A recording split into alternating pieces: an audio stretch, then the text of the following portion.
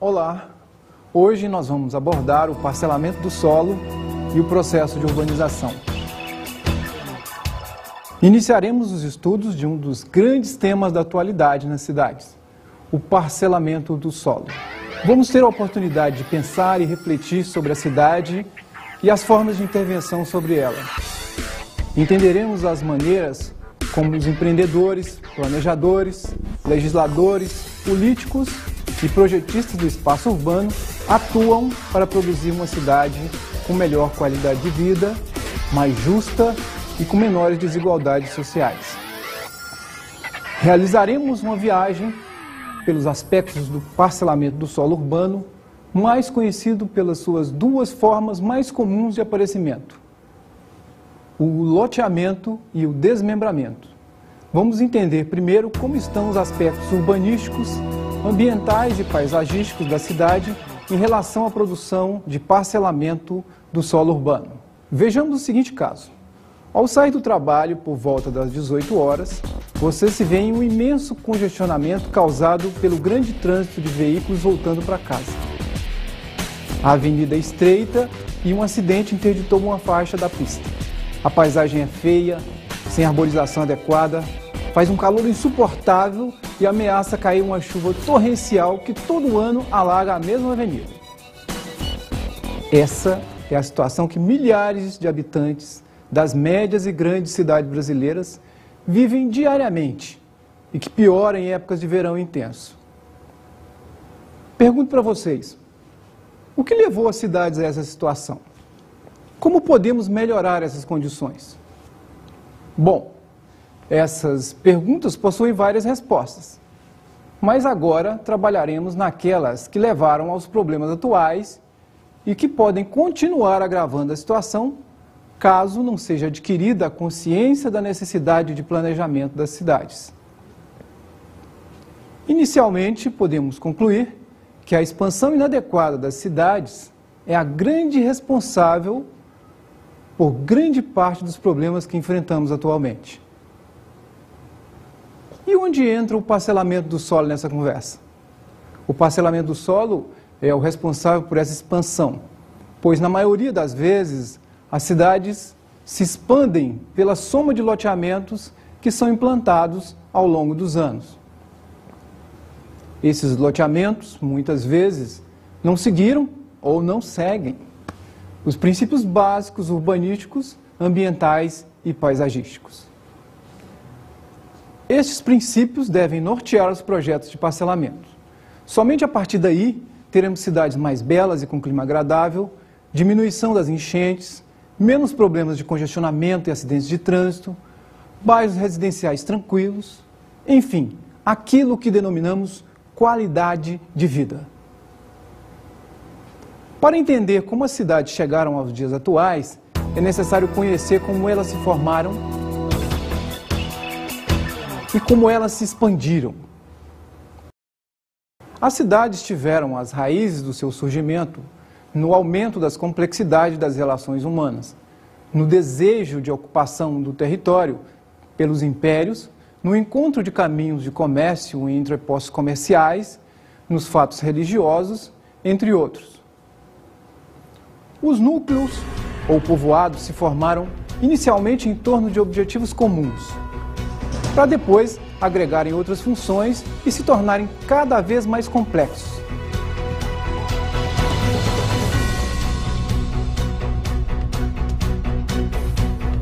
Esses núcleos, dependendo da sua posição geográfica e também dos aspectos políticos e econômicos, podem se transformar em grandes cidades ou permanecer como pequenas povoações. Em todos os casos, o parcelamento do solo está presente como um elemento da produção de espaços para moradia ou outras atividades urbanas como o comércio, as indústrias, o lazer, entre outros. Existem dois modelos de cidade: aquela que surge espontaneamente e cresce de forma orgânica, estendendo-se radialmente ou linearmente. Este crescimento orgânico diz respeito à forma com que ela se expande, sem medidas prefixadas, apenas pela necessidade de novas moradias ou espaços para outras atividades. Posteriormente, como é o caso da maioria das cidades brasileiras, pode-se adotar alguma forma de planejamento. Outro tipo de cidade é aquela planejada para algum fim, seja para a capital de algum país ou estado, para fins de abrigar a produção industrial e seus trabalhadores, ou outros objetivos diversos. Podemos citar cidades planejadas no Brasil, como Brasília, Palmas, no estado do Tocantins, Belo Horizonte, em Minas Gerais, e Goiânia, em Goiás. Em outros países, temos os exemplos das cidades de Milton Keynes, na Inglaterra, e Marne-la-Vallée, na França. As cidades podem crescer linearmente, ao longo de eixos de expansão, como ferrovias, ou radialmente, possibilitada pela flexibilidade de movimentos dos veículos motorizados e pela expansão das periferias. A expansão da cidade pode colaborar também para a diminuição da qualidade de vida urbana devido ao descontrole e da falta de mecanismos que orientem os padrões para os novos espaços que serão agregados. Os problemas advindos dessa expansão sem planejamento podem ser constatados nas inúmeras inundações nas cidades, na proliferação de favelas e cortiços, nos loteamentos irregulares e clandestinos, nas vias sem pavimentação, nos acidentes de trânsito e outros mais. Para exemplificarmos uma cidade planejada e seu processo de implantação, veremos um trecho da minissérie JK. Não gostou do pouso, doutor Israel? Gostei. Não gostei da pista. Não vai se queixar ao Bernardo Zaião. O pé da sua pressa. Ele fez o que pôde. Brasília. O sonho profecia do Santo Dom Bosco não me saía da cabeça. Entre os paralelos 15 e 20 graus, havia um leito muito largo e extenso que partia de um ponto onde se formava um lago. E ali surgirá a grande civilização, a terra prometida, onde correrá leite e mel.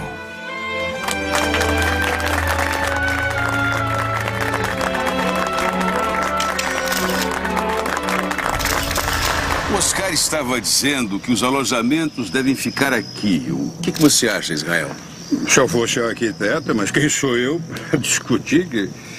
Eu estou aqui para executar. Eu quero definir com você, Oscar, onde ficará o Palácio Presidencial. Presidente, não é melhor primeiro a gente esperar definir o plano diretor para a cidade e só então a gente se projetar? Você não vai esperar o resultado do concurso para decidir isso. Eu tenho pressa, Oscar, muita pressa.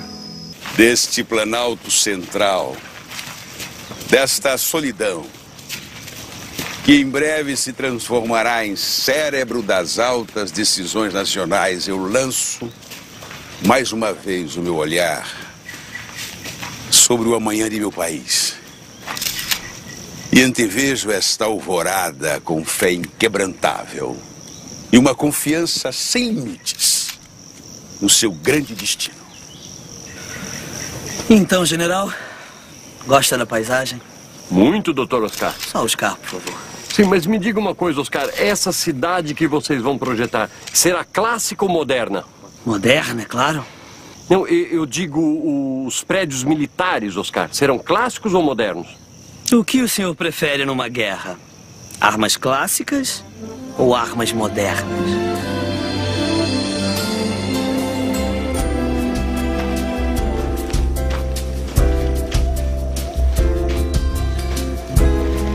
Presidente, quando que o senhor pretende concluir a construção dessa cidade? Eu vou passar a faixa ao meu sucessor aqui em Brasília, general. Brasília foi uma cidade implantada para ser a capital federal do Brasil, com objetivos claros de levar o desenvolvimento para o interior do país. O projeto dos arquitetos e urbanistas Lúcio Costa e Oscar Niemeyer continha os princípios modernistas no sentido mais amplo possível. A cidade foi planejada para ter diversas áreas com funções diferentes. Trabalha-se em uma área, mora-se em outra, diverte-se em outra e assim por diante. Estas áreas foram interligadas por largas avenidas que favoreceriam o deslocamento rápido, Além disso, muitos outros aspectos da cidade foram pensados para sua criação. No entanto, como vimos no trecho da minissérie, o planejamento e a implantação de uma cidade não são tarefas fáceis e dependem dos agentes que a constroem. No caso, a comunidade, a administração pública e os urbanistas e planejadores urbanos. Os conflitos existentes entre esses três agentes devem ser equilibrados, para não deixar que os interesses pessoais sobressaiam sobre os interesses coletivos. O parcelamento como intenção de planejamento. Vocês podem continuar perguntando, mas onde está a grande importância do parcelamento do solo para o planejamento das cidades? Então, quero dizer para vocês que o parcelamento pode ser considerado como o primeiro ato para a construção da cidade, pois assim promove-se a abertura das ruas, das quadras e lotes ou outras formas similares de divisão. Não poderíamos dizer que haveria uma cidade se não houvesse primeiramente o parcelamento. E por que não? Primeiro, como poderíamos ter acesso a todos os lugares sem as ruas promovendo a mobilidade? Segundo, como as pessoas morariam ou as atividades seriam implantadas se não houvessem os espaços destinados para estes fins? Uma vez conscientes dessa importância do parcelamento no processo de planejamento das áreas urbanas, veremos agora os conceitos das suas modalidades de ocorrência, segundo um grande jurista brasileiro. O loteamento é a divisão voluntária do solo em unidades, lotes, com abertura de vias e logradouros públicos na forma da legislação pertinente. Distingue-se do desmembramento, que é a simples divisão da área urbana ou urbanizável, com aproveitamento das vias públicas existentes. Como vimos, segundo Eli Lopes Meirelles, o parcelamento do solo se divide em duas modalidades, o loteamento e o desmembramento. Estas duas modalidades ocorrem com grande frequência na produção do espaço da cidade.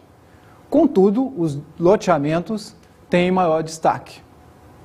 O parcelamento do solo se constitui um instrumento poderoso de estruturação do espaço urbano. Ao parcelar o solo de forma coerente, promove-se a criação de lotes que serão habitados e que devem ser dotados de todos os equipamentos e serviços necessários para a sobrevivência humana com dignidade e qualidade de vida. Uma vez parcelado o solo, sua ocupação se dará por várias gerações, o que dá a ela um caráter de permanência e requer cuidados minuciosos para seu planejamento. Uma área loteada de forma inadequada poderá condenar populações inteiras a conviver com vários problemas por muitos anos. Esses problemas são constituídos por ruas mal projetadas, falta de redes de infraestrutura, falta de áreas para implantação de equipamentos comunitários, de saúde, educação, lazer, entre tantos outros que convivemos nas cidades. Os agentes envolvidos nos processos de parcelamento do solo possuem diversos objetivos, que muitas vezes são conflitantes e necessitam ser harmonizados. A sociedade possui como objetivo a criação de um espaço adequado para a habitação humana, com maior número de áreas verdes, ruas e calçadas largas com arborização, enquanto o empreendedor pode ter como objetivo produzir um loteamento de qualidade, mas também garantir maior rentabilidade do investimento empregado ou maior taxa de aproveitamento do terreno, ou até mesmo garantir um retorno do capital.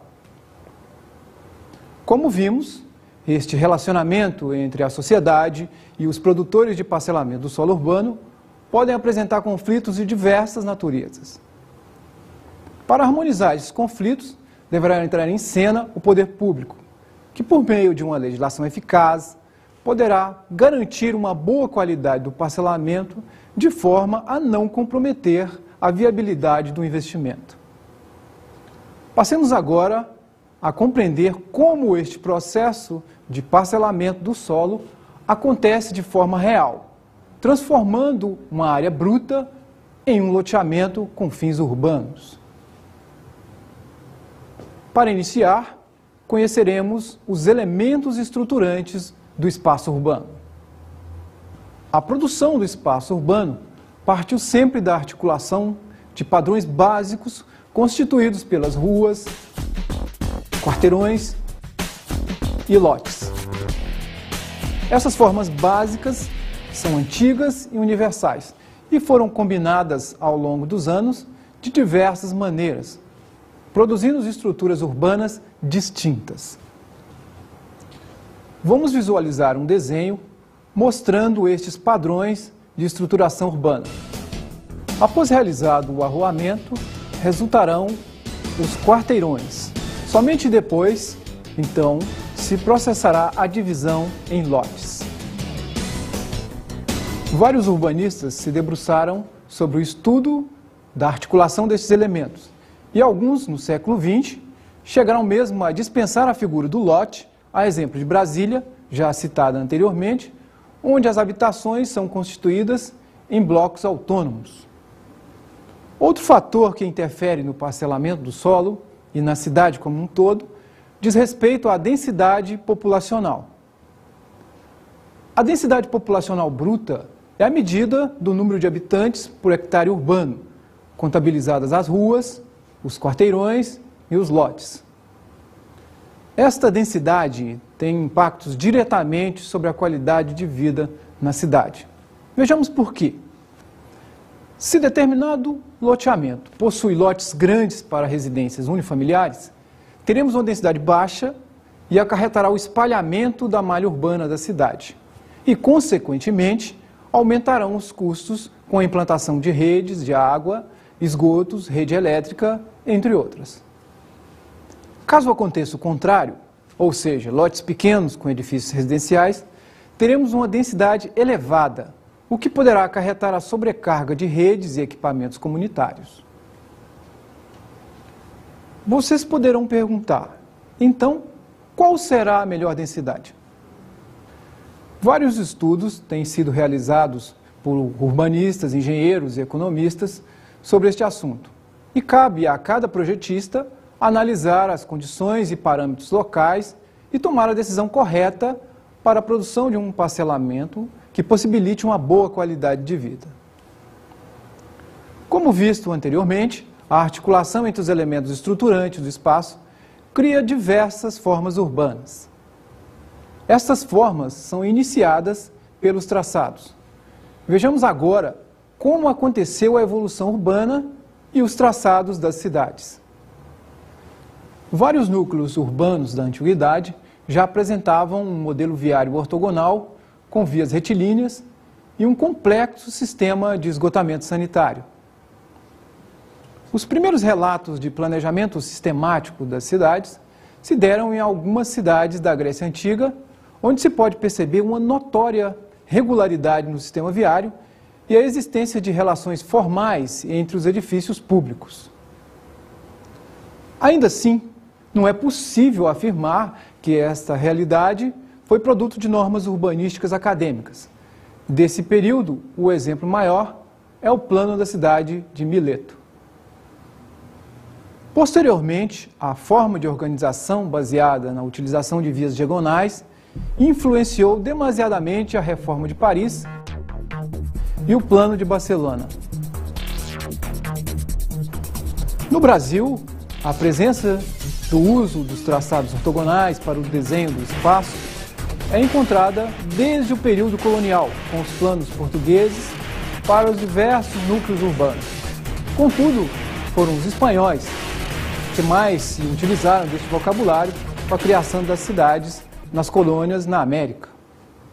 O século XIX trouxe também as tendências em evidência na Europa, e sua influência pode ser notada no traçado das cidades planejadas de Belo Horizonte, em Minas Gerais, com o plano de Arão Reis, e Goiânia, em Goiás, do urbanista Atílio Correia Lima. Mais recentemente no Brasil, no projeto da cidade de Maringá, pode-se notar a utilização de formas mistas que agregam traçados radiocêntricos, chamados também de teias de aranha, eixos diagonais e sistemas ortogonais.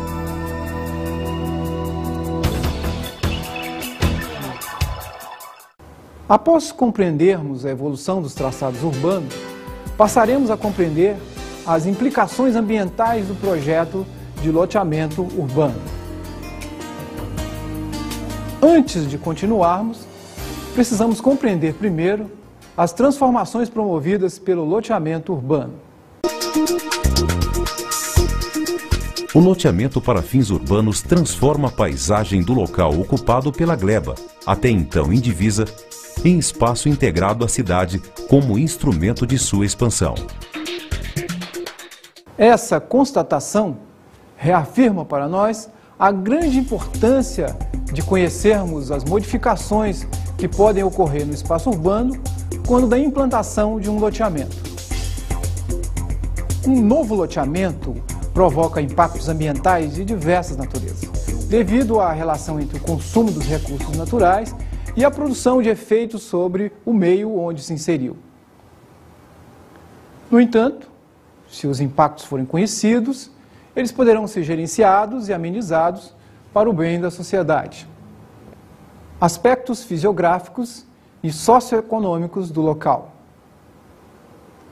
Para que o projeto de parcelamento seja bem sucedido, é necessário conhecer bem os aspectos ambientais relativos à fauna e flora do local, recursos hídricos, ventos dominantes, aspectos da insolação, conhecimento do solo, entre outros aspectos.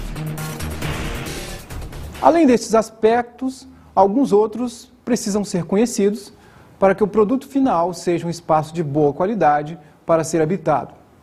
Entre estes aspectos estão as condições urbanas de entorno, que se relacionam ao conhecimento do sistema viário, da rede de drenagem urbana, da rede de abastecimento de água, da rede de coleta e deposição de esgotos, da rede de combate a incêndios, da rede de distribuição de energia elétrica, do transporte urbano e os seguintes serviços públicos: educação, saúde, segurança, coleta de lixo, entre outros.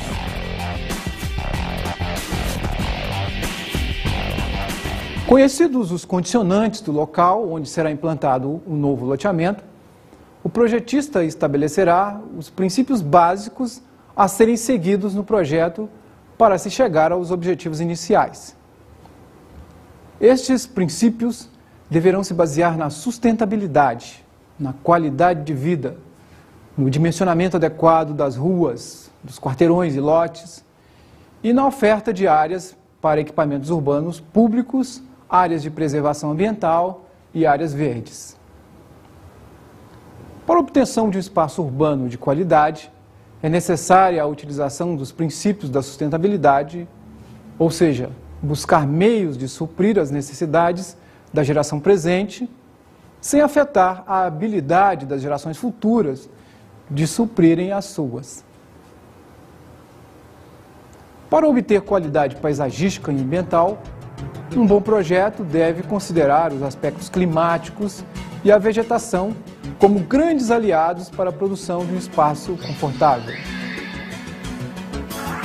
O dimensionamento adequado dos sistemas viários, quarteirões e lotes produz um espaço urbano onde a mobilidade é realizada de maneira fluida e segura e o adensamento é visto de forma a colaborar com o desempenho das atividades urbanas.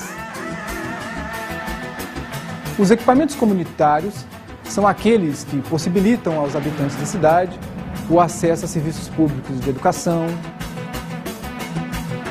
cultura, saúde, lazer e outros similares.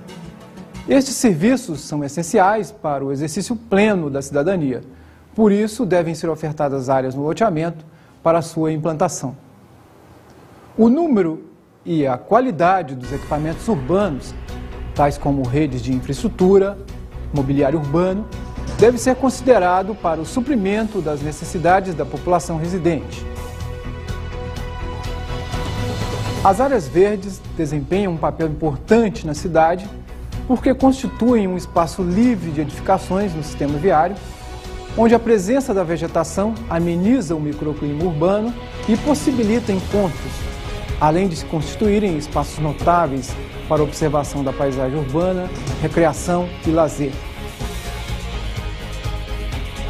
As definições sobre o traçado de um loteamento podem ser consideradas como primordiais para o desenvolvimento geral do projeto. A opção por determinado tipo de traçado acarretará consequências para os quarteirões e para os lotes. Para iniciar nossa aprendizagem sobre os traçados urbanos, veremos a seguir a sua definição. O traçado urbano inicia-se pela definição de avenidas, ruas e caminhos para pedestres, necessários para tornar acessíveis as diferentes partes do espaço a serem organizadas. A definição dada pelo autor evidencia o caráter democrático do arruamento, uma vez que são as ruas que possibilitam acessibilidade e mobilidade urbana e por isso devem possuir características que possibilitem esta prática de forma igual para a população. O projeto das ruas deve permitir um deslocamento agradável para pedestres e ciclistas, bem como fluidez, quando necessária, para os veículos motorizados. As modernas cidades brasileiras têm mostrado um grande descaso com pedestres e ciclistas, apresentando calçadas estreitas e falta de ciclovias. A prioridade para os veículos motorizados do sistema viário produz uma epidemia de acidentes de trânsito, onde tem destaque os atropelamentos. A medida a ser tomada para a concepção do traçado urbano diz respeito à continuidade do sistema viário principal da cidade, constituído de vias expressas, arteriais e coletoras. O projetista deverá conhecer o planejamento viário da cidade para evitar a obstrução de vias importantes ou seu afunilamento por vias mais estreitas ou mal dimensionadas. As avenidas, ruas ou caminhos deverão ter seu desenho a partir das condicionantes da topografia do lugar, das características dos usuários e das funções que as vias assumirão no contexto urbano. Os traçados urbanos podem ser compostos de diversas maneiras, podendo-se denominá-los de malhas fechadas, abertas ou semi-abertas. Esta classificação é relativa ao grau de mobilidade e conexões por elas permitido. As malhas ortogonais, em quarteirões com vias em todos os lados, são consideradas fechadas, enquanto as malhas com vias sem saídas ou com vias sem saída e vias em laço são consideradas, respectivamente, malhas abertas ou semi-abertas. A opção por qualquer tipo de traçado, ou até mesmo a combinação entre eles, dependerá de vários fatores que nortearão o projeto. Para isto, o projetista fará suas opções baseando-se não somente em fatores econômicos, mas também pelos aspectos culturais e sociais dos habitantes. Realizado o projeto do sistema viário, os quarteirões resultantes terão formas regulares ou irregulares. Os quarteirões regulares possuem a vantagem de proporcionar lotes regulares, enquanto que quarteirões irregulares geram alguns lotes irregulares com perdas de área útil. Todas as possibilidades devem ser analisadas pelo olhar crítico do projetista. Vantagens e desvantagens devem ser contabilizadas para a produção de um loteamento que proporcione uma melhor qualidade de vida para a cidade. Por meio desta aula, vocês puderam compreender a complexidade do projeto de parcelamento do solo urbano e as responsabilidades do projetista. Mesmo diante de tal complexidade, ainda é possível melhorar a vida dos habitantes da cidade por meio de ações responsáveis de empreendedores, de planejadores e da sociedade. Dentro deste contexto, o parcelamento possui uma figura de destaque e, pela sua importância, deve ser estudado em maior profundidade. E vamos às nossas dicas de estudo.